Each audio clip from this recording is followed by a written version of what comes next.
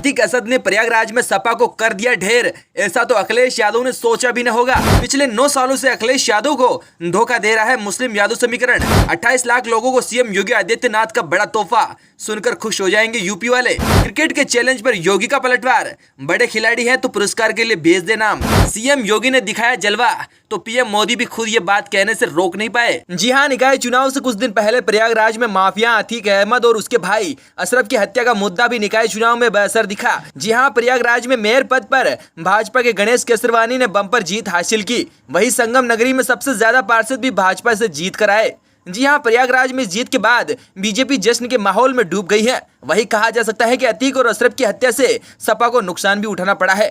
प्रयागराज के चुनाव में भाजपा प्रत्याशी को 1,29,221 वोट मिले, तो वहीं दूसरे स्थान पर समाजवादी पार्टी के मेयर प्रत्याशी अजय श्रीवास्तव रहे हैं, उनको 1,05,819 मत मिले। वहीं कांग्रेसी 36,733 और बसपा को 40,176 मतों से ही संतोष करना पड़ा। जी हां, यूपी नगर निकाय चुनाव के जो नतीजे सामने आए हैं, उससे प्रदेश के मुख्य विपक्षी दल समाजवादी पार्टी के अध्यक्ष अखिलेश यादव की रणनीति पर बड़े सवाल उठने शुरू हो गए हैं। जी हां, सपा जिस MY यानी मुस्लिम यादव समीकरण के आधार पर सत्ता में आई, वो समीकरण लगातार 9 सालों से ध्वस्त होता नजर आ रहा है। इस बार सपा ने MY के साथ दलितों को भी जोड़ने की कोशिश की, लेकिन वो दलितों को भी अपनी तरफ करने में नाकामयाब हो गए। जी हां, सपा के MY समीकरण का भी धरातल पर कोई असर देखने को नहीं मिल रहा है। आइए आपको बता दें कि पिछले 9 सालों में अखिलेश यादव को किस तरह हार का सामना करना पड़ा। आपको बता दें कि विधानसभा में अपने संबोधन के दौरान अखिलेश यादव ने सीएम योगी को पहली बार बोल्ड करने की बात कही थी। अखिलेश ने इकाना स्टेडियम में मैच खेलने का चैलेंज भी दिया था। इस पर RLD चीफ जयंत चौधरी ने मजे लेते हुए कहा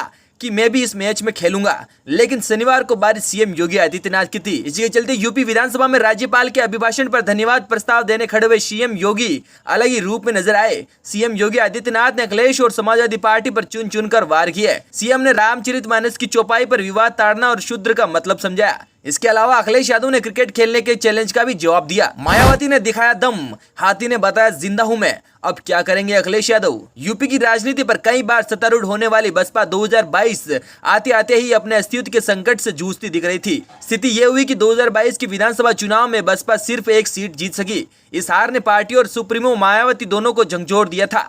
यही कारण था कि इसके बाद से संगठन को नए सिरे से दुरुस्त करने और पार्टी की रणनीति में बदलाव किए गए। अब नगर निकाय चुनाव में बसपा का प्रदर्शन ये साफ दिख रहा है कि मायावती का रणनीति परिवर्तन सही रास्ता पर है। चुनाव परिणाम बता रहे हैं कि बसपा अभी जिंदा है, उसे खत्म हो गई, ये मत मान लीजिएगा। इसी के चलते निकाय चुनाव में बीजेपी की इस बड़ी जीत पर प्रदेश के मुख्यमंत्री योगी आदित्यनाथ और प्रधानमंत्री नरेंद्र मोदी ने एक दूसरे की तारीफ की है। जी हाँ, पीएम मोदी ने कहा कि निकाय चुनाव में इस शानदार विजय के लिए यूपी बीजेपी के सभी कार्यकर्ताओं और उम्मीदवारों को बहुत बहुत बधाई। यह सफलता सीएम योगी के नेतृत्व में प्रदेश में हो रहे अभूतपूर्व विकास को लेकर जन जन के समर्थन को अभिव्यक्त करती है।